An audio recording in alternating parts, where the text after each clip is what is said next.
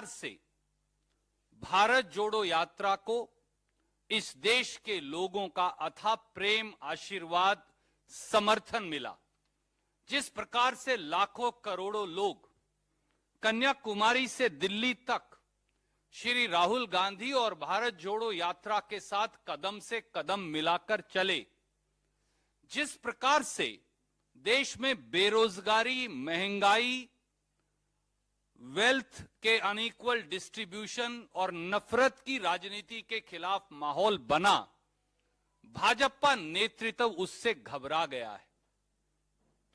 नई नई बेवकूफियां हर रोज करते हैं। कभी वो यात्रा और यात्रियों को बदनाम करने के आए दिन नए सतत प्रयास करते हैं।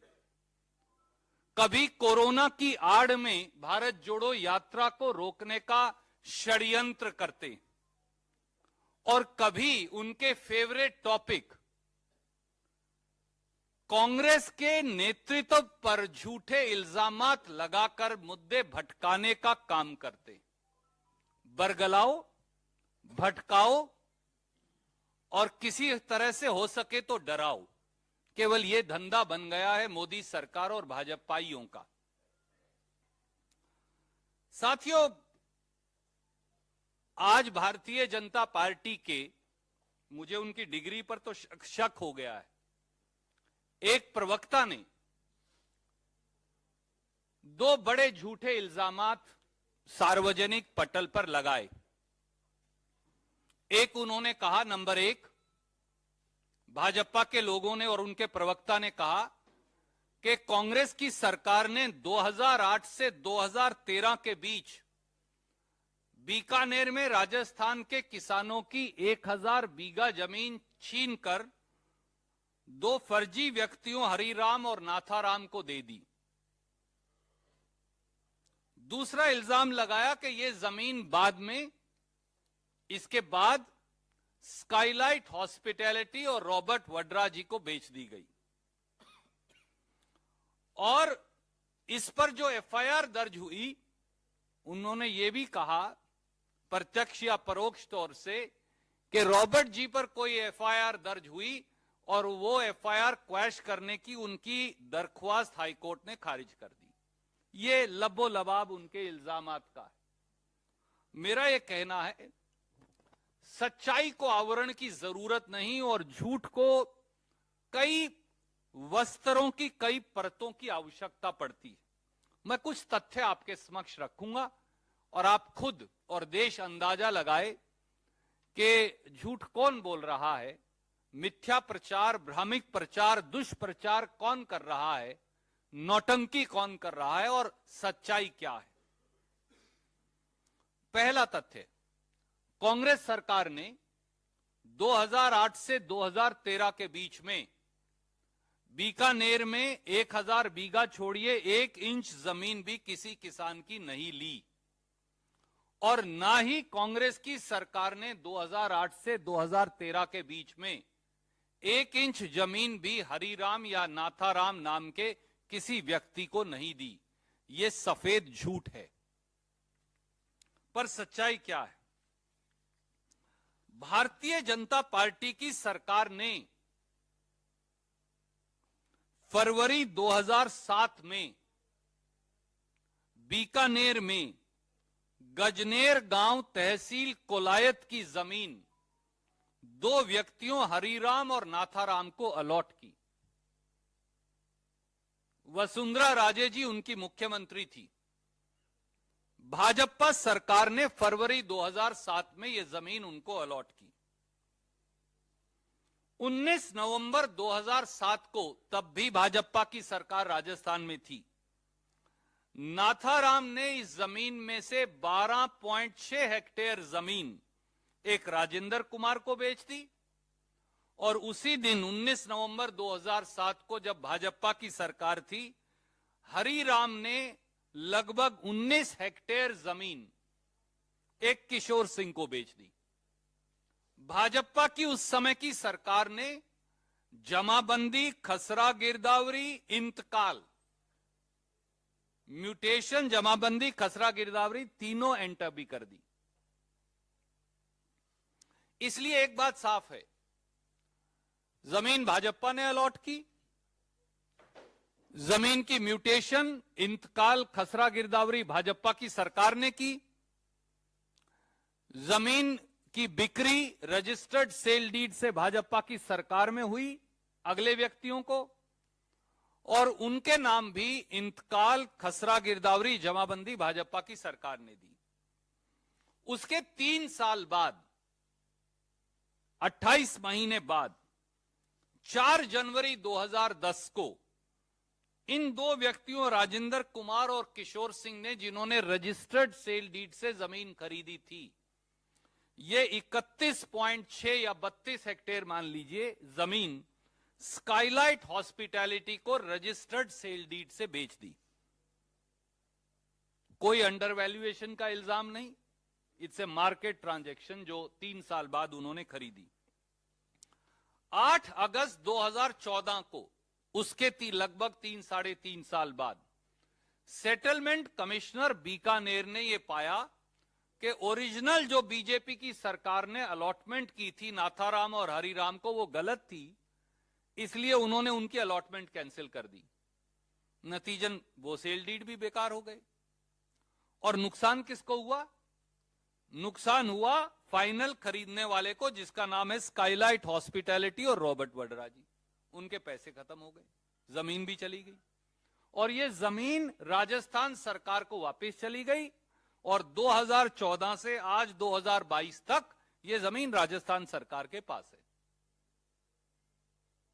तो नुकसान केवल एक व्यक्ति को हुआ, वो हुआ स्काईलाइट हॉस्पिटैलिटी और श्री रॉबर्ट वड्रा का नुकसान हो गया।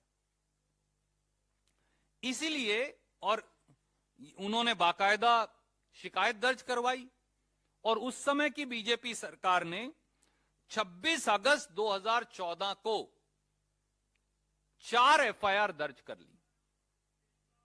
स्वाभाविक तौर से उन एफआईआर में न स्काईलाइट हॉस्पिटैलिटी का नाम था मुलजिम के तौर पे, ना श्री रॉबर्ट वड्रा या उनके किसी सहयोगी का नाम था, हो भी नहीं सकता था। 5 फरवरी 2015 को स्काईलाइट हॉस्पिटैलिटी और रॉबर्ट वड्रा जी ने बाकायदा एक मुकदमा दर्ज करवाया अदालत में, 2015 में, हम 22 में, और कहा कि ये मेरे पैसे वापस करवाएं बिक्रीकर्ता से, क्योंकि हमारे साथ फ्रॉड हुआ है। और वो मुकदमा आज भी चल रहा है। अब जो एफआईआर दर्ज हुई थी 4 अगस्त 2015 को, उनमें बीजेपी की सरकार ने चार्जशीट दायर की, चालान दायर किया 173 सीआरपीसी में। उस चालान में भी ना रॉबर्ट वड्रा जी का नाम है, ना स्काईलाइट हॉस्पिटैलिटी का नाम है, हो ही नहीं सकता, क्योंकि वो तो विक्टिम्स हैं। एक सप्लीमेंट्री चालान बीजेपी की सरकार ने पेश किया, उसमें भी उनका नाम नहीं है। वो कहीं एक्यूज्ड है ही नहीं, क्योंकि वो तो विक्टिम थे। इसके बावजूद 17 सितंबर 2015 को जब मोदी जी को लगा और कुछ नहीं मिल रहा, तो उन्होंने उठा के एफआईआर और चालान में नाम ना होते हुए भी एक ईसीआईआर दर्ज कर ली ईडी में।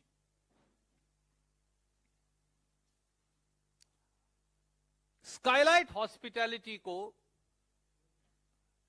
एक समन भेज दिया, और वो समन की कॉपी आपके चैनल्स को दे दी, ताकि आप दिखाएं कि हां उन्हें समन हो गया। वो गए, उन्होंने अपना जवाब दे दिया कि बताइए भैया, मैं तो विक्टिम हूं, हमारे साथ तो धोखाधड़ी हुई है। तो उन्होंने कहा जी बात तो ठीक है। स्काईलाइट हॉस्पिटैलिटी ने वो समन ईडी का कोर्ट में चैलेंज कर दिया और कहा कि इसे क्वॉश कर दो। अब कोर्ट ने जो कहा वो बड़ा रुचिकर है। कोर्ट ने कहा साहब आप तो आरोपी नहीं हो, आपके खिलाफ तो कोई चार्ज ही नहीं है, तो आपके खिलाफ चार्ज नहीं है तो वो एफआईआर आपके कहने से हम कैसे क्वॉश कर सकते हैं, इसलिए आपकी पिटीशन प्रीमेच्योर है। कभी आपके खिलाफ चार्ज लगेगा तो आइएगा, मैं वो लाइन पढ़ देता हूं जिसको लेके बवाल मचा रहे हैं। कोर्ट की जजमेंट का पैरा 53 में पढ़ रहा हूं, और अंग्रेजी में है इसलिए अंग्रेजी में पढ़ रहा हूं। Moreover in the instant case the present petitioner है Skylight, the present petitioner have not been arraigned as accused, and at the given stage seeking the intervention of the court for quashment of ECR is premature. भैया आपके खिलाफ कहीं इल्जाम ही नहीं है तो आप क्यों वो एफआईआर क्वॉश करवा रहे हो? कभी इल्जाम लगेगा तो आइएगा। तो इसलिए दोस्तों 5 तथ्य बिल्कुल साफ हैं। नंबर 1, जमीन कांग्रेस की सरकार ने नहीं, नाथाराम और हरिराम को बीजेपी की सरकार ने अलॉट की थी। मोदी जी बताइए आपने क्यों की थी? बीजेपी बताइए आपने ये जमीन क्यों अलॉट की थी? आप ही कह रहे हैं कि वो दोनों आदमी फर्जी थे, तो बीजेपी के कौन से नेता उस फर्जीवाड़े में शामिल थे और मोदी जी और नड्डा जी उस फर्जीवाड़े में उन पर फर्जीवाड़े का मुकदमा दर्ज करके कब कार्रवाई करेंगे? कांग्रेस की सरकार ने तो की नहीं। रॉबर्ट वड्रा जी ने या स्काईलाइट ने कोई वो जमीन जब खरीदी तो वो 3 साल बाद, वो भी जब वो बिक गई थी, एक आदमी को अलॉट की, उसके नाम जमाबंदी हुई, दूसरे आदमी को रजिस्टर्ड सेल डीड हुआ, उसके नाम जमाबंदी हुई, उसके 3 साल बाद उन्होंने बाजार भाव पे वो खरीद ली। अब वो जमीन भी कैंसिल हो गई, जमीन भी चली गई, जमीन का कब्जा भी सरकार के पास हो गया, तो नुकसान किसका हुआ? बेचने वाला तो अपने पैसे लेके घर चला गया, जिसकी जमीन थी सरकार की जमीन उसके पास चली गई, उनके पास रह गया एक कागज जिसके कोई मायने नहीं। तो इसलिए विक्टिम यहां स्काईलाइट हॉस्पिटैलिटी और रॉबर्ट वड्रा हैं और कसूरवार भाजपा ही हैं जिन्होंने फर्जीवाड़ा किया है। नंबर 3, अगर कुछ था तो भैया 2008 के बाद तो आप ही की सरकार थी, 2008 तक तो आपकी सरकार थी और 13 के बाद फिर आपकी सरकार थी 5 साल। कांग्रेस की तो 8 से 13 के बीच में ही थी, 14 के बाद फिर आपकी सरकार थी। एफआईआर भी आपकी सरकार में दर्ज हुई, चार्जशीट भी आपकी सरकार में दर्ज हुई, सप्लीमेंट्री चालान भी आपकी सरकार में दर्ज हुआ। तो फिर रॉबर्ट वड्रा जी का या स्काईलाइट हॉस्पिटैलिटी का कोई नाम तो है नहीं,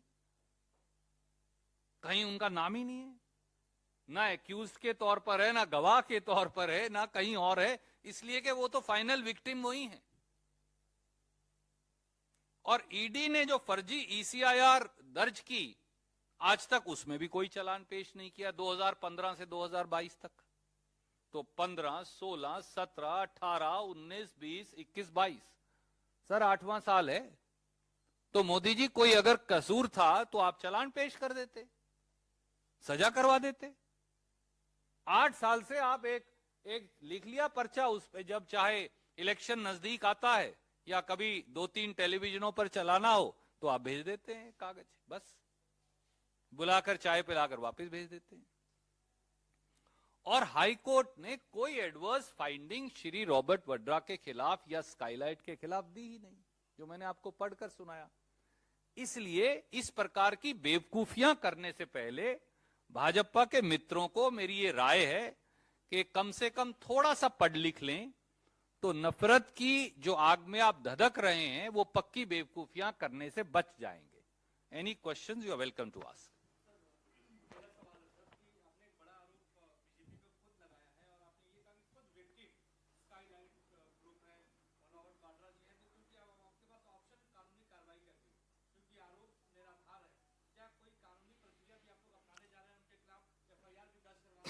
देखिए, ऑलरेडी उन्होंने केस दायर किया हुआ है और फरवरी 2015 से वो केस इस समय अदालत में विचाराधीन है, वहां चल रहा है। उसकी करंट स्टेज क्या है आज मैंने चेक नहीं कर पाया तो मैं नहीं बता पाऊंगा, पर बाकायदा जो फर्जीवाड़ा उनके साथ हुआ उस फर्जीवाड़े के आधार पर पैसे की रिकवरी का केस दायर है। इस केस में जिसने जमीन अलॉट की फर्जी आदमियों को बीजेपी कहती, वो फर्जी आदमी थे, वो बीजेपी की खुद की सरकार है। जिन्होंने उस जमीन की इंतकाल किया, जमाबंदी खसरा गिरदावरी की, वो बीजेपी की सरकार है। जिनकी सरकार में वो जमीन आगे रजिस्टर्ड सेल डीड से बेची गई, तो जिनकी सरकार में वो फर्जी रजिस्टर्ड सेल डीड हुआ वो भी बीजेपी की सरकार है। जिन लोगों के हक में हुआ वो भी बीजेपी की सरकार में थे। जो जमाबंदी खसरा गिरदावरी हुई तब भी बीजेपी की सरकार राजस्थान में। तो मोदी जी कार्रवाई कब करेंगे ऐसे फर्जी लोगों के खिलाफ? अब तो आपके प्रवक्ता कह रहे हैं कि ये सब फर्जीवाड़ा था, तो भैया आप ही कह रहे हो फर्जीवाड़ा है, तो आप सबसे पहले तो ऐसे फर्जी लोगों को पार्टी से निकालिए। और दूसरा, ईडी सीबीआई आपके पास है, पूरा मामला सीबीआई के पास है भी, तो आप वहां उन पर पर्चा दर्ज करके गिरफ्तार करिए। वो मुख्यमंत्री हैं, मंत्री हैं, कोई जन आपके और प्रभारी हैं, अब हमें क्या पता है, तो आप देखेंगे।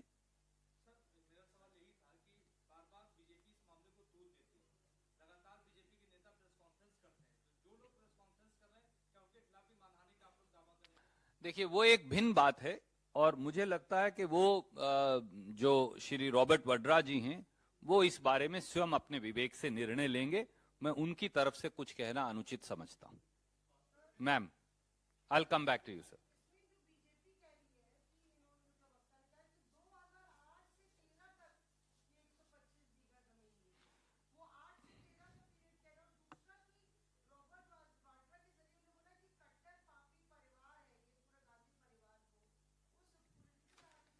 जी, मैंने इसीलिए मैम आपको तथ्य दिए हैं। ये जमीन 2008 से 13 में नहीं, ये जमीन फरवरी 2007 में भारतीय जनता पार्टी की सरकार के द्वारा अलॉट की गई। ये जमीन गजनेर गांव में है, गोयलरी तहसील है, बीकानेर जिला है, महाजन फायरिंग रेंज की ये जमीन है, और सरकार द्वारा अलॉट कर दी गई इन दोनों व्यक्तियों को। अब आप मुझे बताइए, अगर बीजेपी की सरकार ने फर्जी जमीन गलत तरीके से अलॉट की, तो उसके लिए कांग्रेस कैसे जिम्मेवार है? आप कार्रवाई करिए अपने नेताओं पर, अपने मंत्रियों पर, अपने मुख्यमंत्रियों पर, अपने और लोगों पर।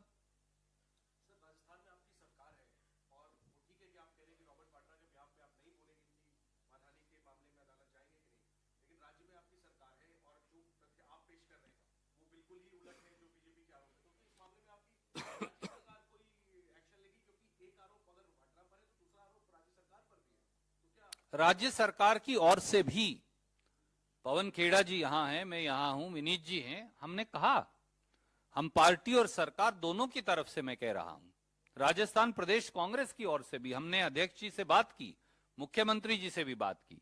उन्होंने स्पष्ट तौर से कहा, ये बिल्कुल झूठा, बेबुनियाद, कोई सिर पैर ही इल्जाम का नहीं है। उनके समय में ये सारा फर्जीवाड़ा हुआ, आखिर में ये कैंसिल भी हुआ, जमीन भी आज राजस्थान की सरकार के पास है, तो राजस्थान के लोगों या सरकार को इस समय तो कोई नुकसान नहीं हुआ।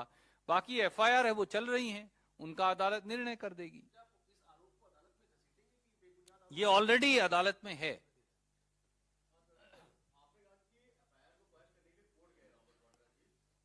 जी नहीं, मैंने नहीं कहा, मैंने कहा वो एफआईआर को क्वाश करने के लिए कभी गए ही नहीं, क्योंकि उनका एफआईआर चालान, सप्लीमेंट्री चालान में नाम ही नहीं। एक ईसीआईआर ईडी ने दर्ज कर ली, उसका एक समन आया, उस समन को उन्होंने चैलेंज किया। Someone is not FIR. तो उन्होंने कहा, मुझे क्यों बुला के हैरास कर रहे हो जब मेरा लेना देना नहीं? तो कोर्ट ने बोल दिया कि आप इनके खिलाफ कोई दंडात्मक कार्रवाई नहीं कर सकते, ईडी को। और कोर्ट ने यह भी कह दिया कि जब आपका नाम ही नहीं है कहीं, आप एक्यूज ही नहीं हो, आप पर कोई इल्जाम ही नहीं है, तो हम क्यों क्वॉश करें आपके कहने से? बात भी सही है। Thank you. Any other questions?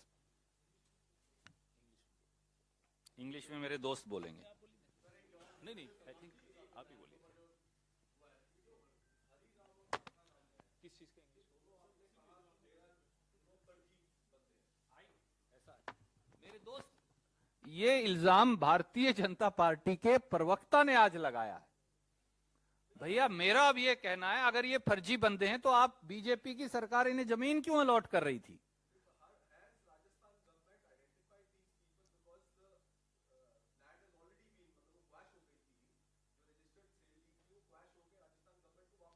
Registered से, I will tell you what happened.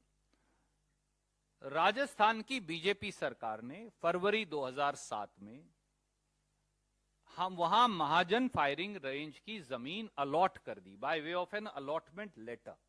इन 2 व्यक्तियों को, और कुछ और को भी शायद की होगी। भाजपा का ये कहना है कि वो शायद, अब जब पढ़ते नहीं ना आप कागजात, तो ये गलतियां होती हैं कि आप सेल्फ गोल कर लेते हो। आज उन्होंने सेल्फ गोल कर लिया कि ये कांग्रेस में अलॉट हुई है फरवरी 2007 में, तब सरकार थी बीजेपी की। वो कहते हैं बंदे भी फर्जी थे, तो भैया आप फर्जी लोगों को फर्जी अलॉटमेंट क्यों कर रहे थे? बड़ी सीधी बात है। और कर रहे थे तो केस आज सीबीआई में पड़ा है, तो फिर आप उनको अरेस्ट क्यों नहीं करवा रहे? तो वो जो सेल्फ गोल कर रहे हैं मित्र लोग, उन मित्रों को ये बताना चाहिए वो कार्रवाई कब करेंगे इस पूरे फर्जीवाड़े पर।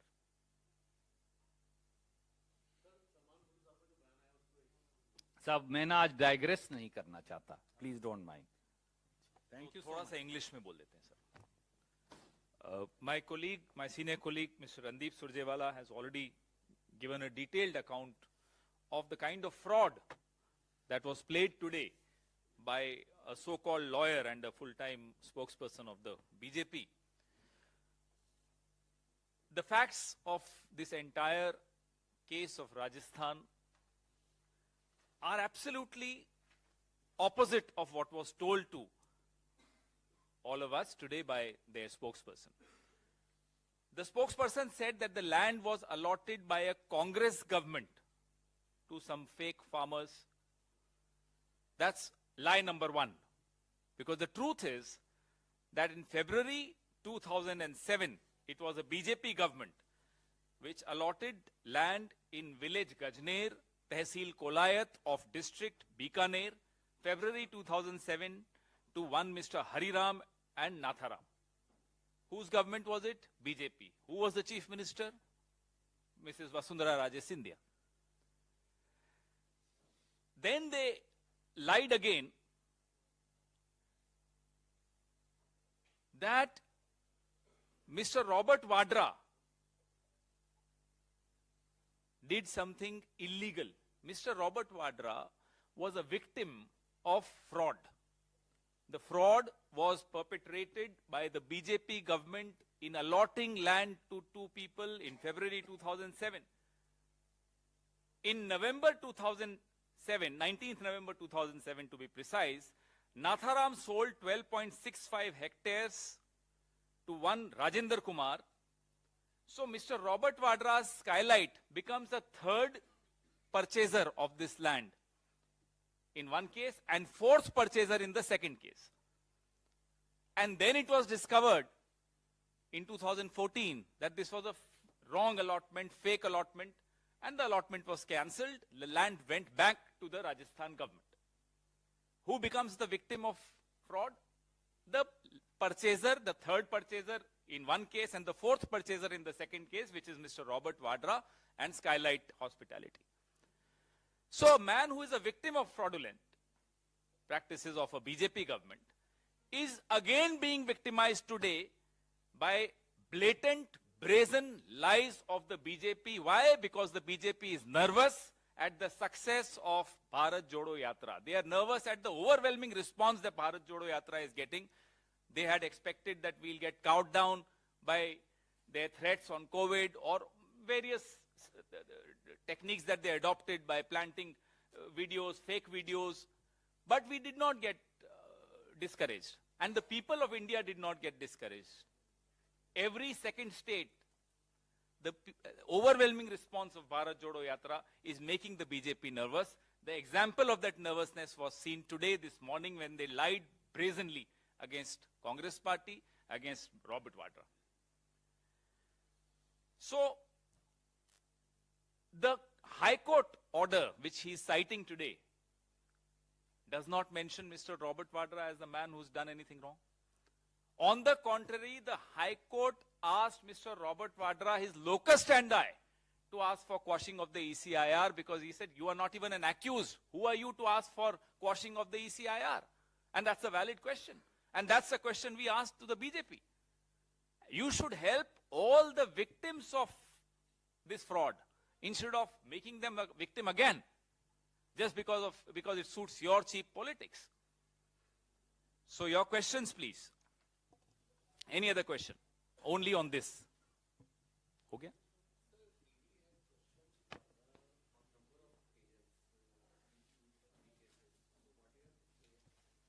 मेरे दोस्त एक बात बताइए मुझे, 2009 से 8-9 से 2014 तक एक मित्र जो दिल्ली में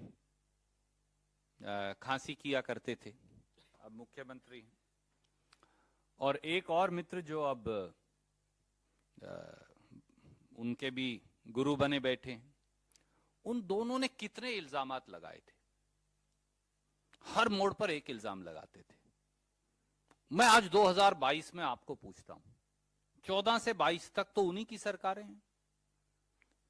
दिल्ली की स्वर्गीय शीला दीक्षित जी की सरकार पर उन्होंने इल्जाम लगाया, बिजली की कंपनियों पर उन्होंने इल्जाम लगाया, मोदी जी और भाजपा ने क्या क्या इल्जाम लगाए। उनमें से किसी केस में आज तक आप कोई रॉन्ग डूइंग साबित कर पाए हैं क्या? 8 साल से आप सरकार में हो बॉस। सीबीआई आपके पास है, आईबी आपके पास है, पुलिस आपके पास है, सीआरपीएफ आपके पास है, बीएसएफ आपके पास है, आसमान जमीन पाताल धरती सब कुछ आपके पास है।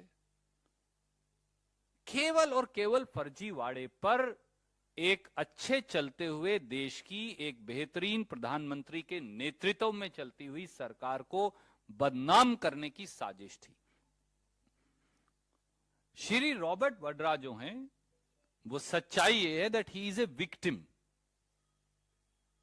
और वो विक्टिम इसलिए हैं कि जैसा ये एक उदाहरण आपके सामने मैंने पेश किया, ईडी, सीबीआई और मोदी सरकार श्री रॉबर्ट वड्रा का नाम कांग्रेस नेतृत्व को पर इल्जामात लगाने के लिए करता रहा है, और अब तो वो सच्चाई भी देश के सामने आ गई।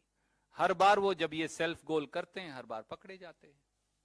Thank you so much. एक इसमें और पॉइंट है जो अभी आपने क्वेश्चन पूछा, उसी में इसी केस को ले लें तो रॉबर्ट वाड्रा का नाम न 26 अगस्त 2014 की किसी एफआईआर में है, इसी केस की पर फोकस रखें तो भी, न सप्लीमेंट्री चार्जशीट जो आई 4 अगस्त 2015 न उसमें नाम है, कहीं नाम नहीं है, सिर्फ प्रेस कॉन्फ्रेंसेस में नाम है, सिर्फ मीडिया की डिबेट्स में नाम है। तो इससे नियत स्पष्ट हो जाती है। अभी रणदीप सुरजेवाला जी ने कहा कि आकाश पाताल सारी एजेंसी सब कुछ आपके साथ है, और एक माफ कीजिएगा, आप सबके साथ माफी मांगते हुए कह रहा हूं, मीडिया का एक बड़ा वर्ग भी आपके साथ है। उसके बावजूद आप सिर्फ और सिर्फ नाम बार बार, और बरसाती मेंढक की तरह, जब कोई लगे कि भाई आपके डावाडोल हो रही है सरकार महंगाई को लेकर, बेरोजगारी को लेकर, या कांग्रेस थोड़ी आगे बढ़ रही है, भारत जोड़ो यात्रा सफल हो रही है, आप घबराहट के मारे फिर वही माला जपने शुरू कर देते हैं जैसे आज जपी गई। तो न चार्जशीट में नाम, न एफआईआर में नाम, न सप्लीमेंट्री चार्जशीट में नाम। एक विक्टिम है, धोखाधड़ी का शिकार है, उसको आप बार बार उसके खिलाफ प्रेस कॉन्फ्रेंस करके आप क्या साबित करना चाह रहे हैं? यही कि आप एक ढुलमुल, कमजोर, डरी हुई, बौखलाई हुई सरकार चला रहे हैं, उसके आगे न उसके पीछे।